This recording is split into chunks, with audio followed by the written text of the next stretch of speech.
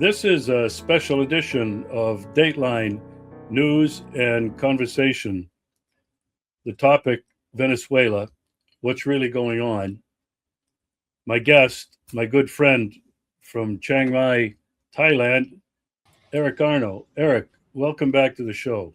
Thanks, Regis.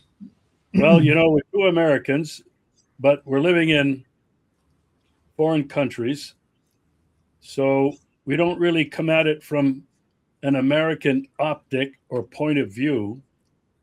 We come at it as Americans living in other parts of the world.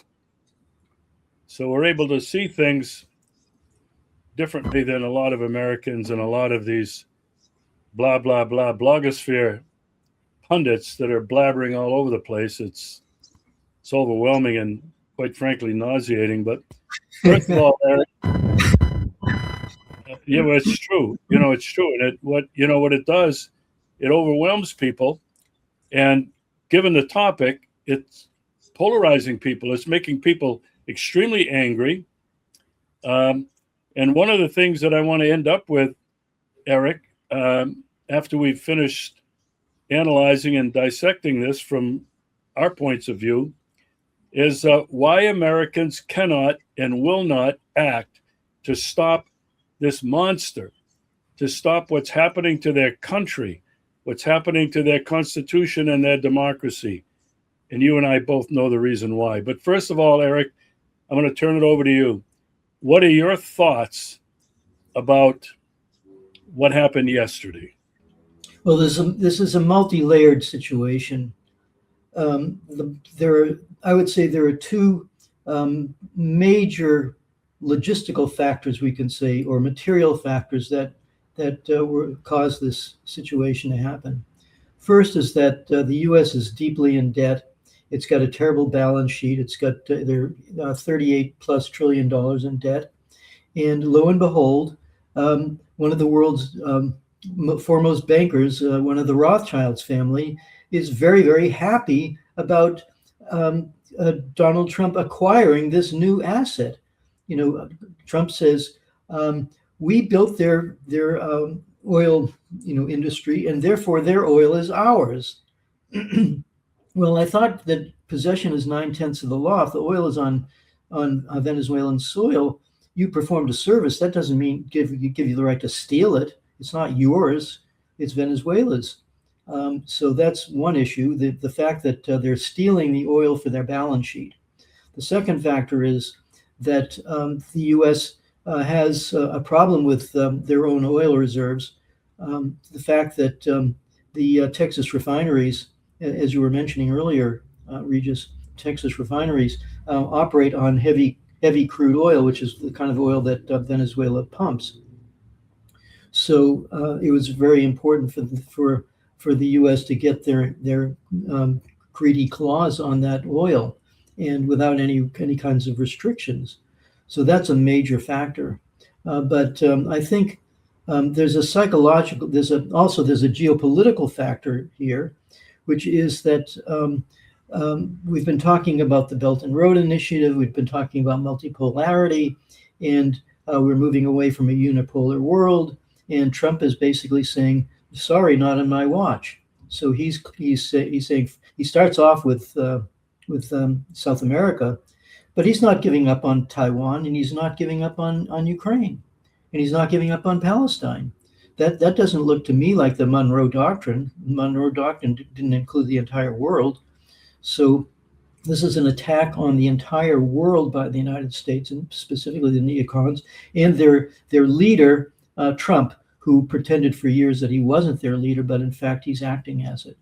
So that's basically it in a nutshell. And intimidation. I would say that intimidation is a major factor.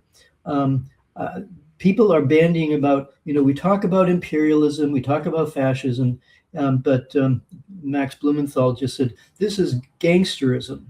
This is, if you want to talk about ideology, it's gangsterism. And we're America über alles. We run the world. Shut up and do what we tell you, or we are going to destroy your country. Yeah, you've made several really good points. On the economic side, Uh, Not enough people are talking about it. Not enough people realize it. Uh, what are the implications that the American economy is teetering? $38 trillion debt, uh, personal household debt. I don't know. It's in the billions. Maybe it's even trillions of dollars now.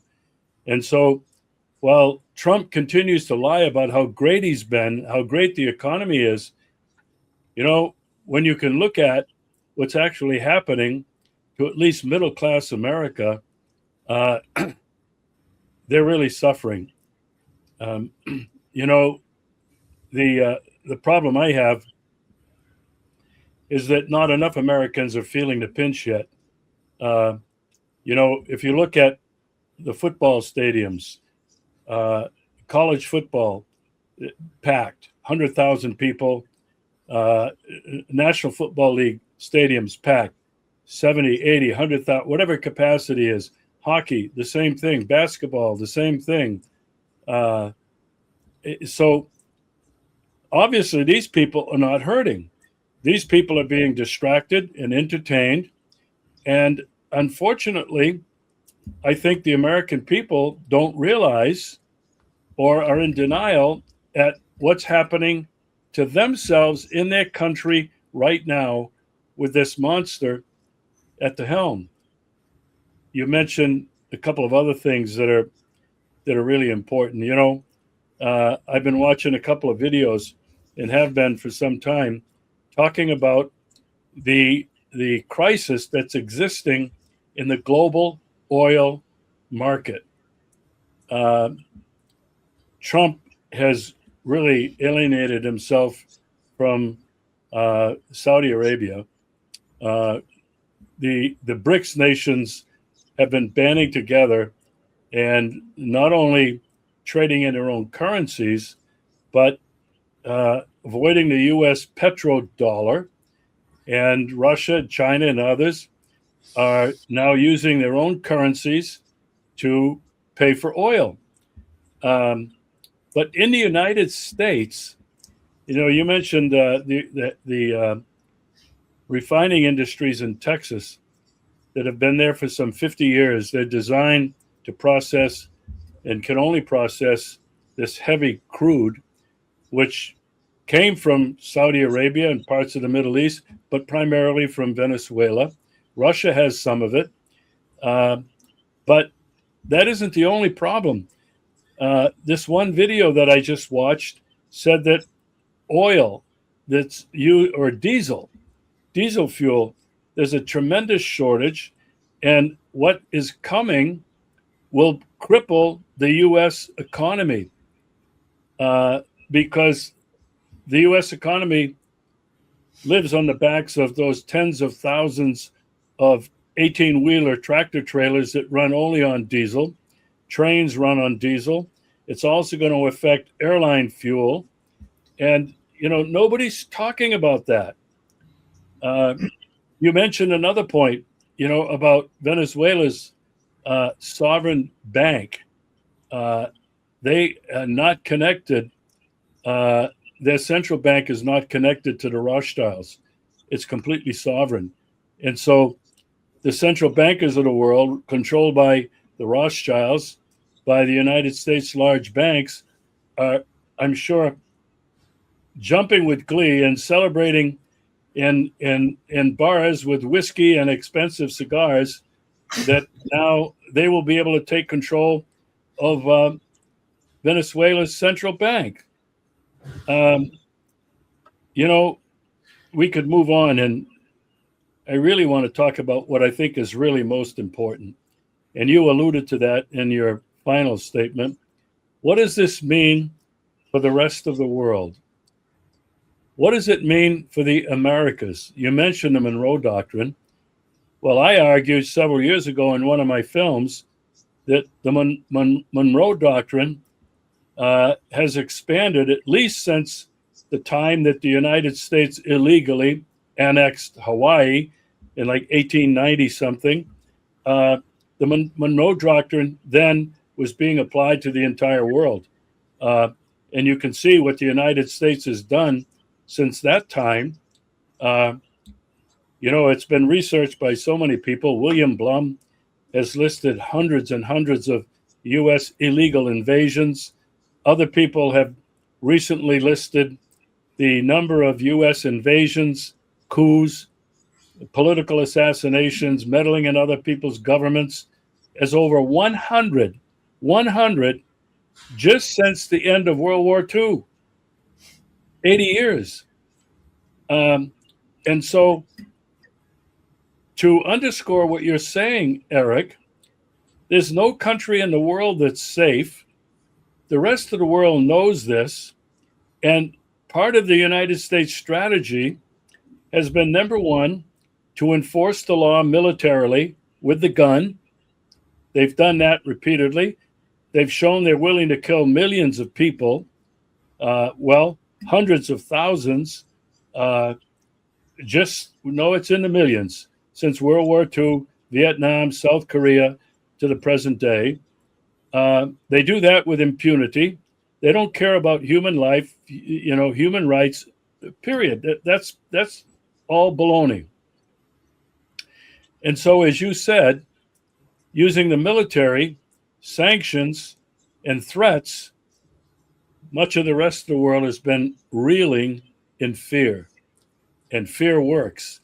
And I think fear is at play right now on why the rest of the world has not yet mobilized. Now, Eric, what does this mean now for China and Russia? And I'll set it up this way. It's well known that the United States has been trying to confront and control China in the East China Sea. It's clear to anybody who lives where I live and where you live that the United States has been trying to contain, weaken, and strategically defeat Russia. They're failing at both. The United States could not win a military confrontation against China in that part of the world. And the United States is failing at its attempt to take down Russia militarily. So, Eric, here's the question. Can Russia and China realistically do anything? I'll use the word kinetically. And by that, I mean militarily. Can they do anything to stop the United States from what it just did in Venezuela? Your thoughts? I'm not a military analyst. I really can't address that as well as other people can. It seemed to me that Russia in Ukraine outwitted the United States with the use of far better weapons than the United States has been able to field.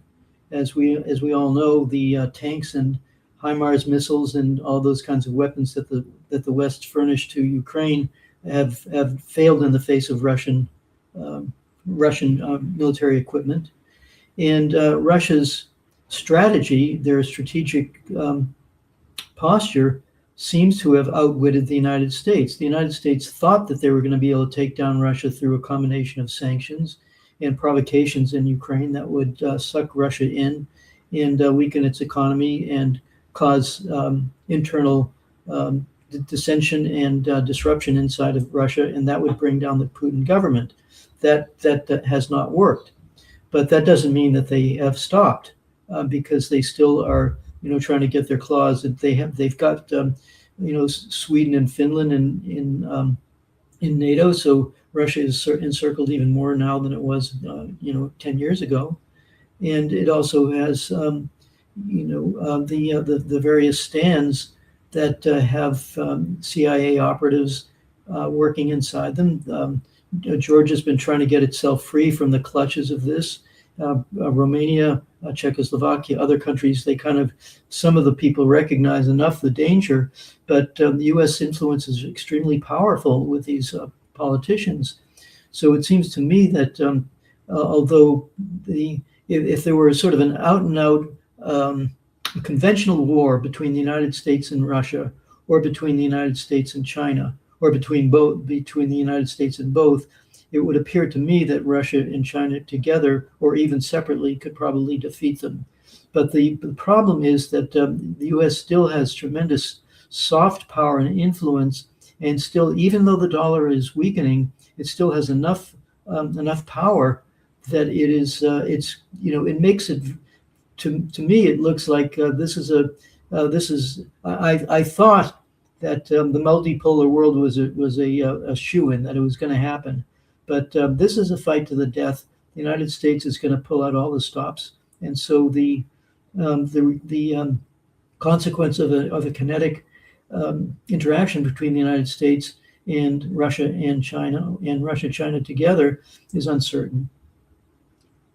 Well, here's my take on it. If we look at Russia and Ukraine and how even recently with the alleged assassination attempt on President Putin on the 23rd and 24th of December, the attacks on Moscow on Christmas Eve, the attacks and the massacre of those people in Kherson, these are just the most recent.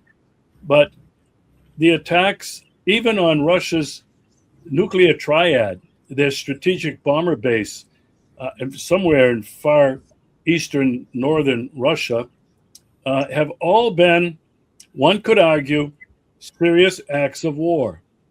Absolutely. And Russia has repeatedly not reacted to the dozens and dozens of U.S. provocations over the last, well, not just 4 years of the special military operation, going back all the way to the coup in 2014. Why hasn't Russia reacted? Eric, my answer to that is not that Russia is weak. And that's how the United States and Trump interpret it. They interpret it that the restraint and patience Russia is showing is that they're weak. But this is what I believe, Eric.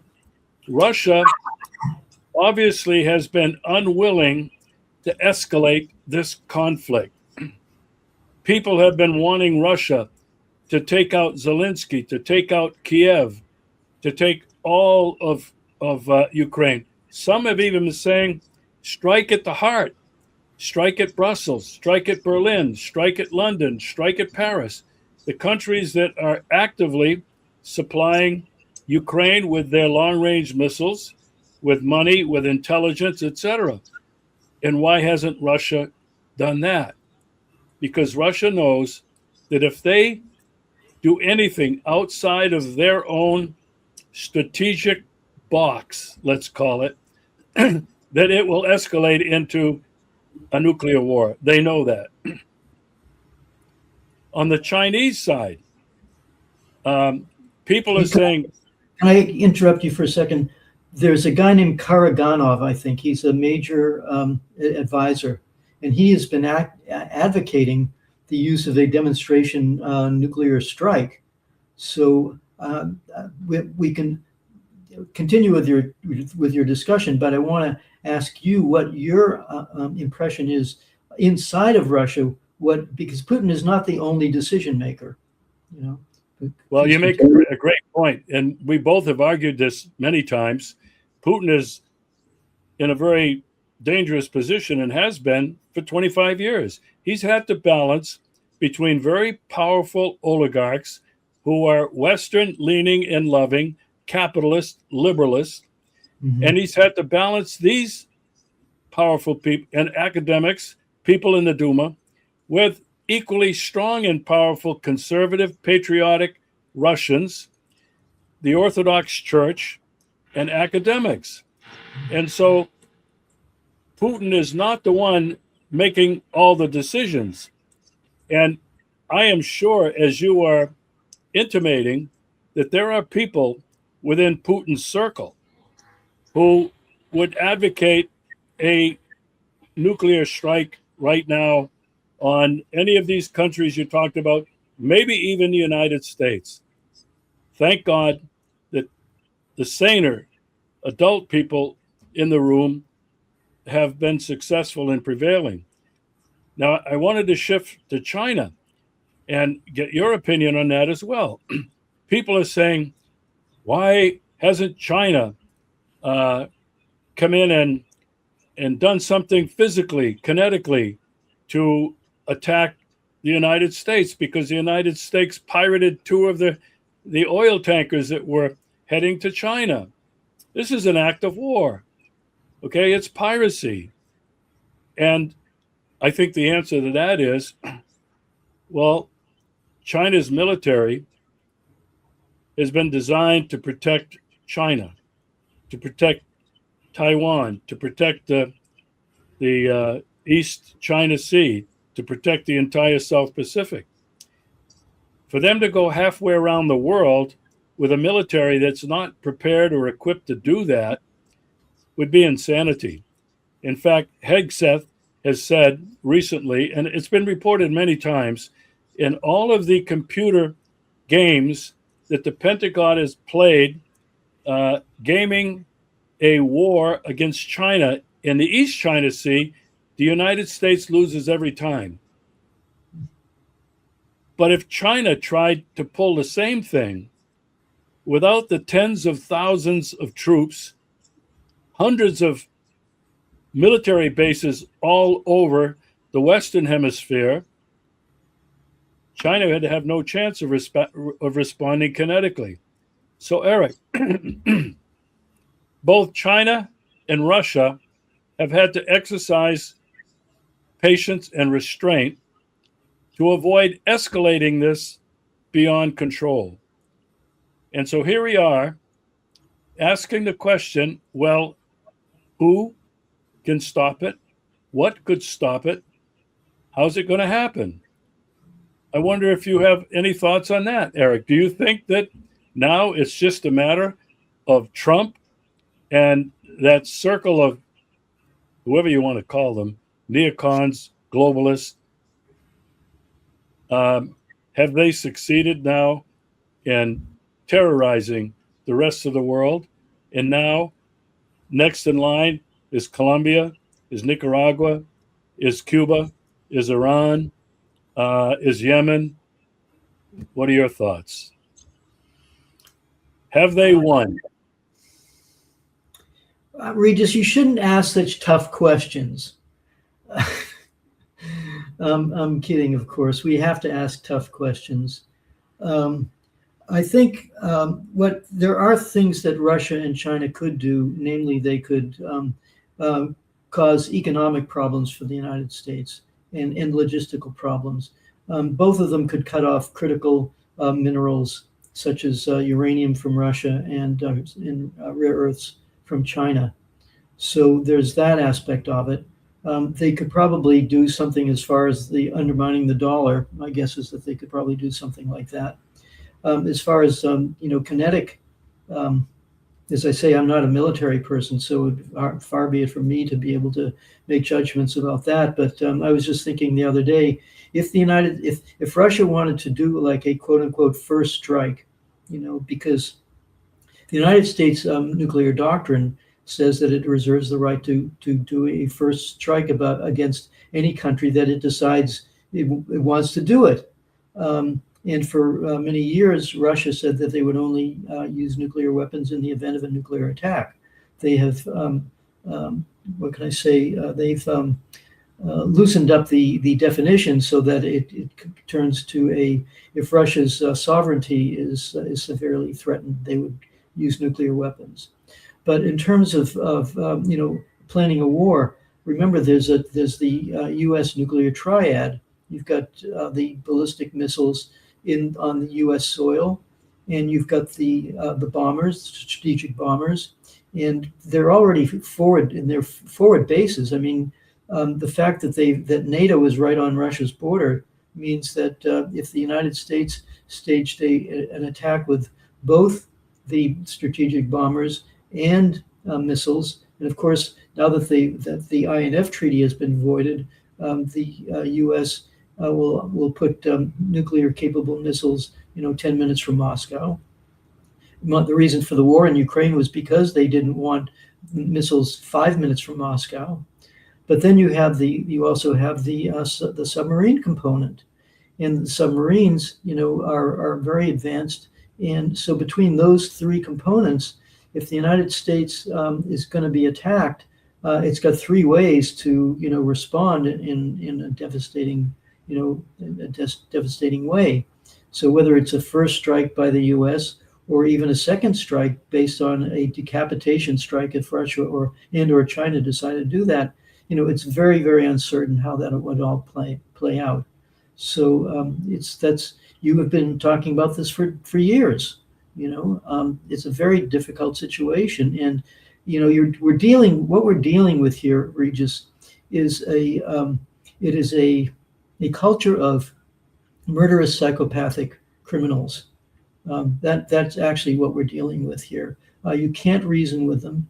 It's like trying to reason with a not just a rabid dog, but a rabid grizzly bear or a rabid gigantic monster. So and it's irrational. All it knows is it wants to kill you and get your stuff. So that's where we are. I don't have an answer to it. Yeah, I have been concerned about the existential imminent reality of nuclear war, primarily between the United States and Russia. I made a film about it, and I've harped on it for the last 9 or 10 years. I don't think it's going to happen yet. Eric, we were talking about Russia and China harming the United States economically. And logistically, because the U.S. needs uranium and it needs rare earth and it needs other kinds of very, very specialized minerals, which the United States could develop, but they don't have the chemical infrastructure to be able to do that. And there's two reasons. There's two reasons why that's not going to happen. Let me give you the first reason. Number one, economically, China is holding hundreds of billions of dollars of United States Treasury bonds. China cannot afford to take that kind of an economic hit by any attempt to take down the United States dollar overnight. Russia, on the other hand, is not holding any American debt. They've divested of that for a long time. Both Russia and China have been stockpiling gold. Put that aside for just a moment, okay? I'll come back to that in just a moment.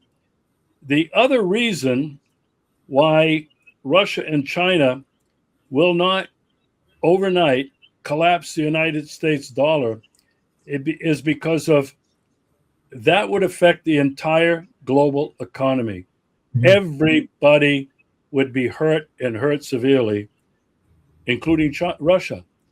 Mm-hmm. Russia's been pretty much protected from everything that's going on. But if the global economy collapses, what does Russia depend on? And so those are two reasons, in my mind, why that's not going to happen.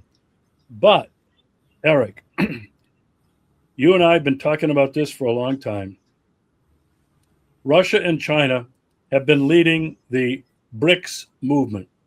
A lot of people have said, oh, it's nothing but a daydream. It's never going to happen. These countries will never be able to agree. I would like to say this. I think this act of international piracy and aggression against a sovereign state, Venezuela, yesterday, by the United States, is going to accelerate the movement to de-dollarize around the world. It's going to accelerate the move that China has already started with a new investment bank, a new trade bank, another place to funnel international dollars without using the IMF, the World Bank, and the US dollar. I think that is going to be accelerated. And here's what's happening, Eric. Coming back to countries now hoarding, stockpiling gold, silver, precious metals, rare earth minerals. This is what the future currency is going to depend on. It's not going to depend on that agreement that was made between the United States and Saudi Arabia, 50 years ago, that all oil will be traded in US dollars only. The rest of the world is already trading in their own currencies. The yen, the Chinese yen, is being used now by more and more countries in trade with China. Russia is demanding payment in rubles for its oil and gas exports. What this is going to do, it's going to accelerate this move away from the dollar on a very gradual basis, not a sudden overnight collapse. Because, as I mentioned earlier, a sudden collapse of the world economy is going to hurt everybody. Russia and China do not want that to happen. What they would like to see happen is a soft landing so that the global economy is not destroyed in this methodical, which seems to be slow moving process to get away from the dollar and to base the future the future use of money on gold and silver and sovereign resources, commodities, no matter what it is, food, grain, vegetables, doesn't matter. That's what the new economy is going to be based on. And to get there, it's going to require patience and perseverance and the acceleration of countries who have been on the fence to join the BRICS movement and this whole process of establishing a new international currency. So this is why I think that Russia and China have been exercising patience. They don't want to escalate to what you're talking about, the unthinkable, a nuclear war, because nobody wins a nuclear war. Nobody. You know, they've claimed that some of these globalists, neocon, whoever they are, have got cities underneath the United States preparing for a nuclear war that they think they'll be able to survive there. Eric, the shelf life of these nuclear elements is tens of thousands of years. Good luck living underground and thinking you're gonna survive this as you destroy the rest of life on the planet. You've created your own hell. Anyway, I want to shift gears just slightly, if you don't mind. Can I just want to say that I think what you're talking about is the on the one side this movement towards BRICS, and on the other side the intimidation of the Trump administration to say to people, no, you don't want to join BRICS. His open intention is to destroy BRICS. So that's what is going on here. Now, here's something that hardly anybody has talked about, Eric. Both Russia and China have been investing heavily in Venezuela.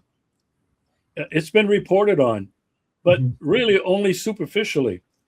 It seems that China has been investing not only in Venezuela, but in other countries in South America, all across Africa, in the development of infrastructure, in the development and assisting these countries in mining and exporting their natural resources, gold, oil, platinum, silver, whatever it is. I mean, Africa is resource rich, probably the richest country in the world when it comes to natural resources.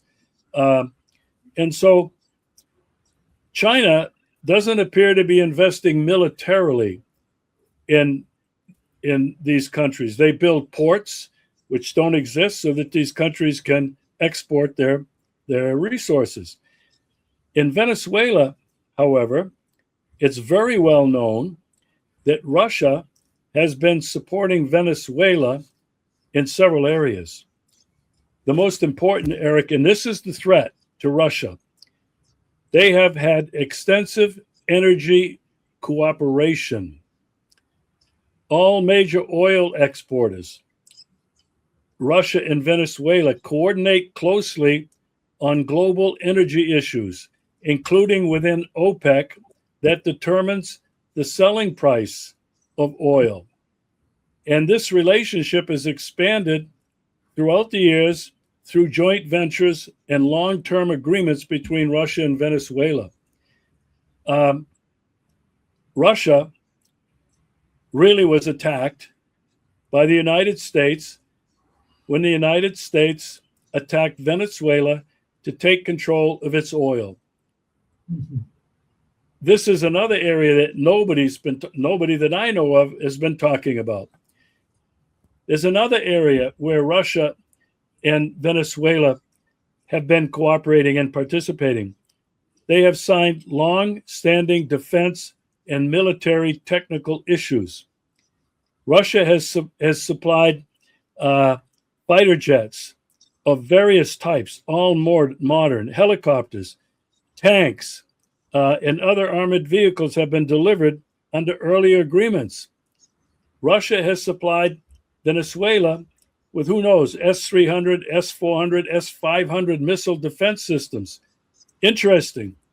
Not one of those systems fired a single missile to shoot down the bombs and missiles the United States used to attack Venezuela. But here's the catch. Russia has not signed a mutual defense treaty with Venezuela, which is like Article 5 in NATO. They are not obligated to come to the defense of Venezuela like they are to come to the defense of Belarus and North Korea, two countries mutual defense agreements with. So these are two areas and that I think nobody's talking about, but have been really attacks, direct attacks on Moscow's interests.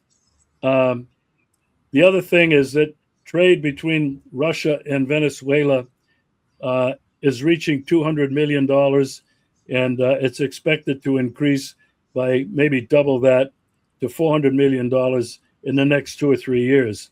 So I'm wondering what your thoughts are on what I've just laid on the table.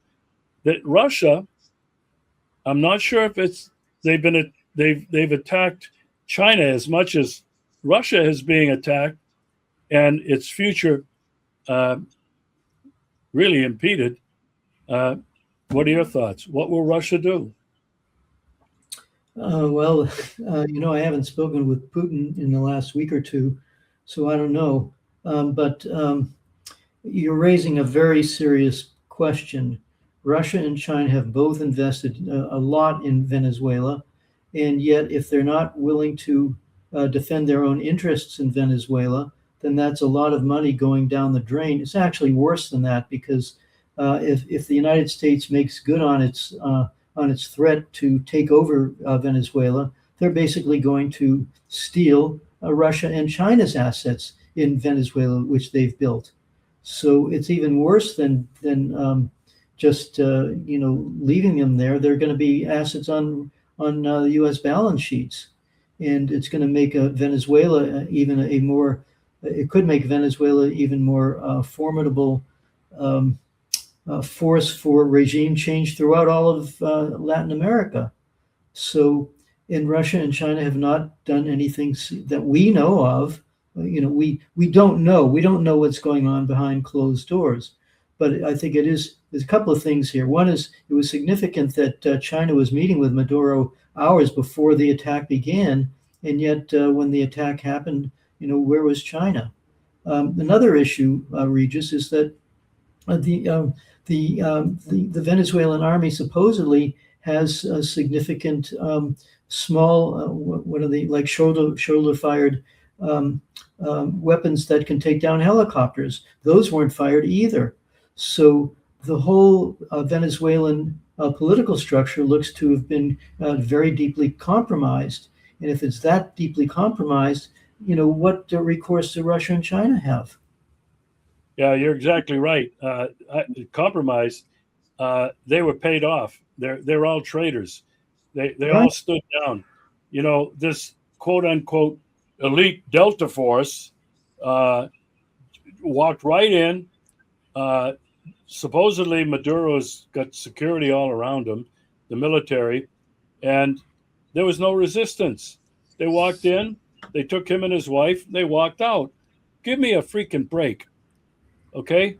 There were several levels in the military, in the government, in the security services that had been paid off. And that's how America works. The CIA has been doing that for 80 friggin' years, using, and they're the drug dealers, they're the drug traders. They use their money from the sale of drugs, not Venezuela, not Colombia. The CIA used that money to fund color revolutions, coups, to buy off governments, just like they just did in Venezuela. USAID is just another front for the CIA, another source of money. And you know, Eric, this leads me to something that is deeply, deeply disturbing. I'm going to refrain myself from cursing. But what the hell is going on with the American public? Okay? I mean, in just my lifetime, since the end of World War II, the American public has been silent about everything except the Vietnam War. When the country finally rose up, all demographic sections of the company were opposed to that war, and they brought it to an end. Since that time, in the 1980s, not a peep, as the United States has invaded one country after another. And I'm talking not just about Afghanistan, about Libya, about Syria, about Iraq, about Iran, about Yemen, about Somalia, about Nigeria. The list is endless.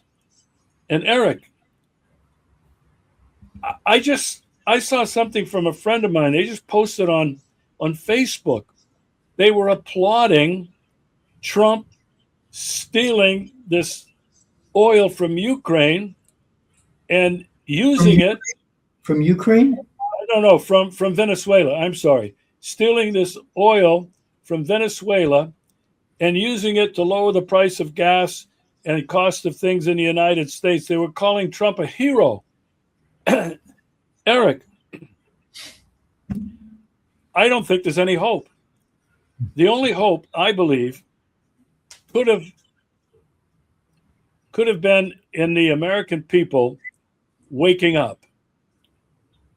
And it's obvious that that's not going to happen with this latest, most egregious act of international piracy, violation of international law, the UN Charter, even the US Constitution, allowing that monster Trump to finish off the Constitution, to really establish himself as a king.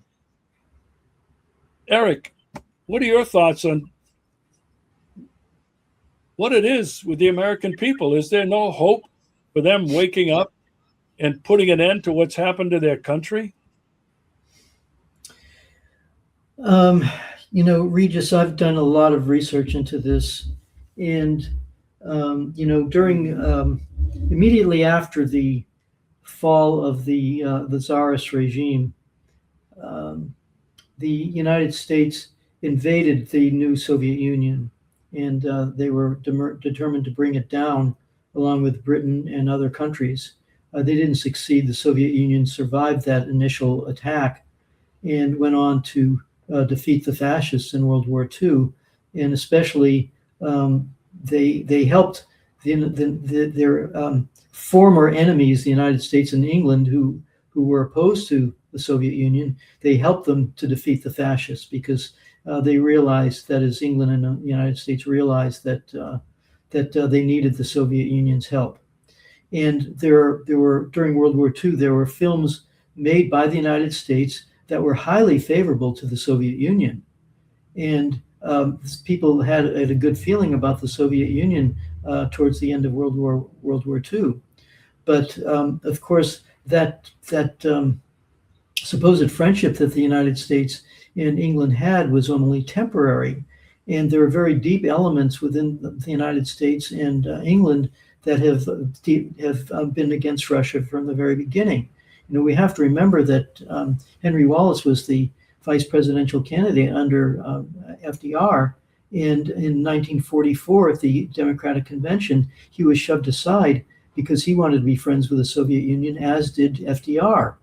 But in fact, there was a movie made called Mission to Moscow, where FDR sent his college friend, who was a Wall Street lawyer, to Moscow to figure out what was going on with Stalin and the purges and all that kind of stuff. And he came away with a very favorable impression of the Soviet Union.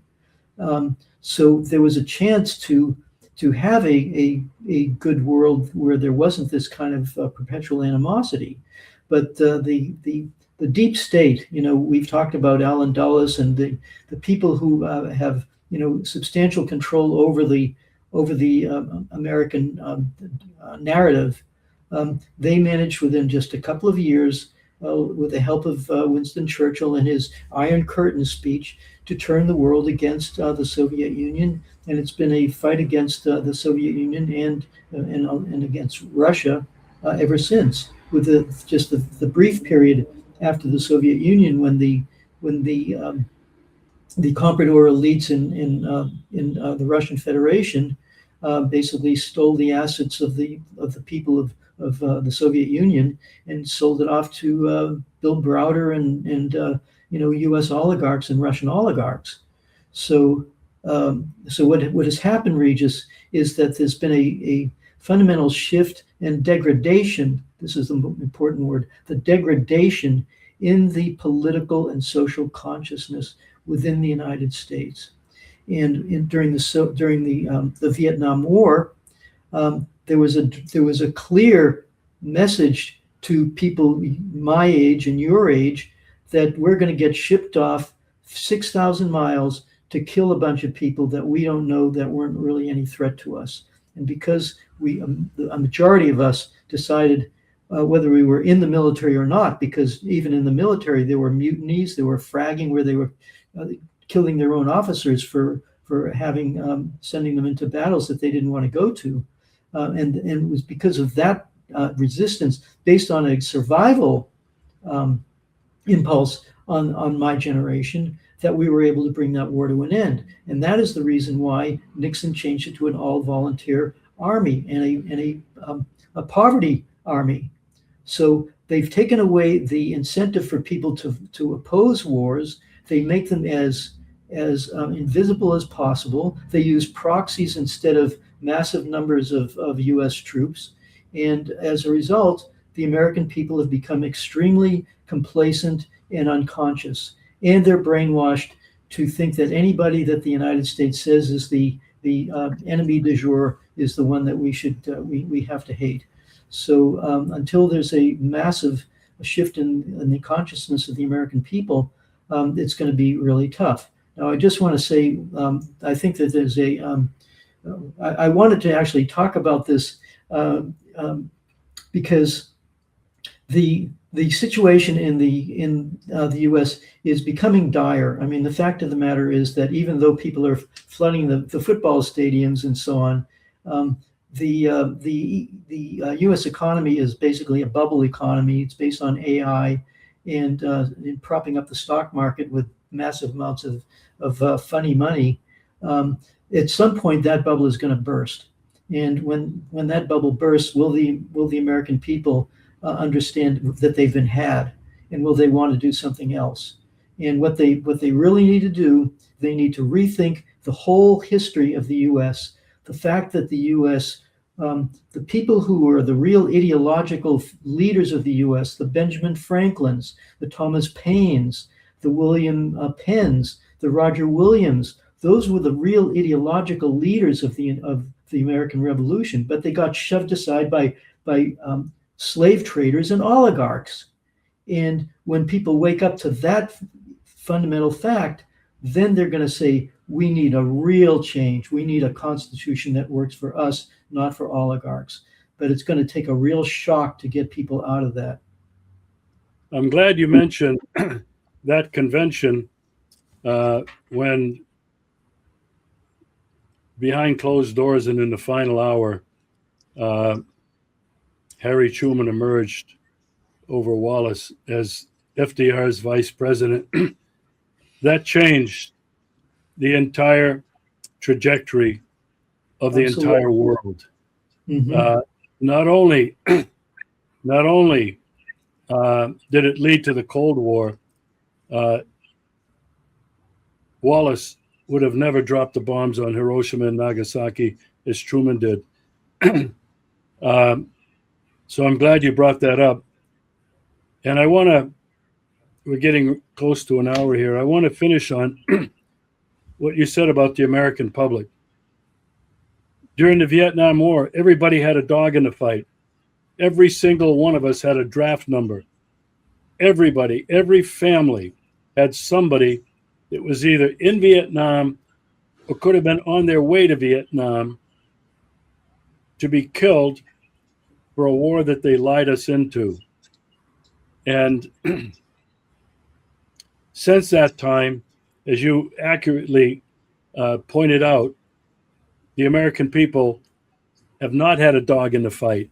It has not affected them personally and directly. Not enough body bags were coming home. And even the ones that do come home, the thousands from Afghanistan, from Iraq, people never saw them. Now, you mentioned historically, the American people have been, I'm going to say, lied to. And it's the reason why Americans cannot and will not act. It's been a case of indoctrination, lies that go back 500 years. People want to say it's brainwashing. Yes, it's more than brainwashing. Brainwashing could just be like foreign propaganda. That's what people usually think of. Indoctrination means it becomes part of the entire culture, part of education, part of religion, part of historical recreations, part of television, part of I pledge allegiance to the flag of the United States of America. And Eric, I got to say this, and I've said it many times and in my films. It goes back to this concept of American exceptionalism.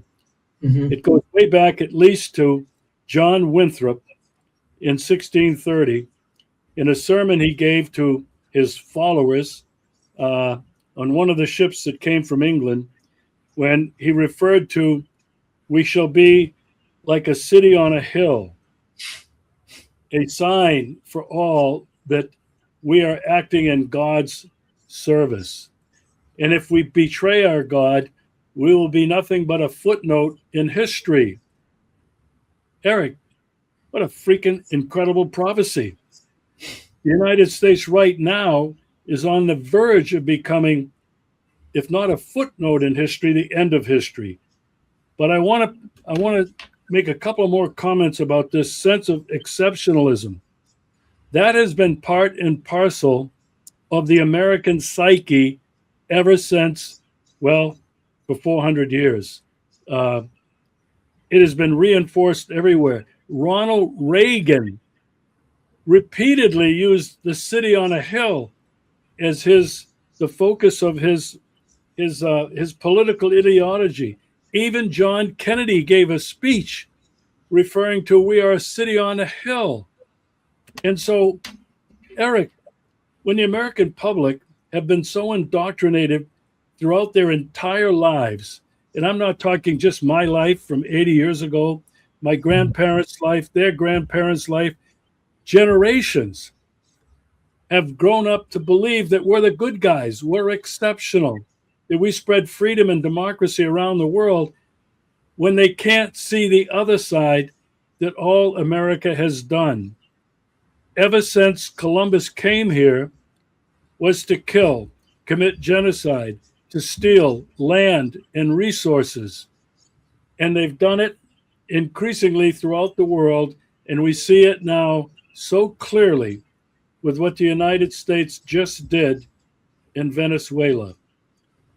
Eric, we got a couple of minutes left, but you know, I don't see a lot of hope that the American people will wake up. And so for me, the only hope is that the BRICS movement continues to accelerate, survive, and transition from this situation we are in today with hopefully the last and lone evil hegemon. Your thoughts? I agree. The American people do not have a sense of their history. They kind of have an intellectual sense. People, there's this, the people's history of the United States. There's lies my government told me. There have been many books that have been written about this, but that message has not become internalized. And until it becomes internalized and people finally renounce this idea of exceptionalism, they're going to. There's I don't see any way out. But there's one other aspect also that I think is important, and that is that there's a kind of a nihilistic, self-destructive aspect to this. So people have this sense of themselves as being superior, and on the other hand, they also have this kind of apocalyptic desire for Armageddon. There's a substantial portion of the population that adheres to that idea. So, Dr. Strangelove, you have this military officer saying, well, so if we might get our hair mussed a little bit, 20 million people killed, but hey, if one American's left and then there's no more Russians, then America won. So this is a deeply self-destructive attitude that is also ingrained in U.S. consciousness. It's okay to kill. We like to kill. So this is a huge psychological problem that Americans need to come to grips with as well.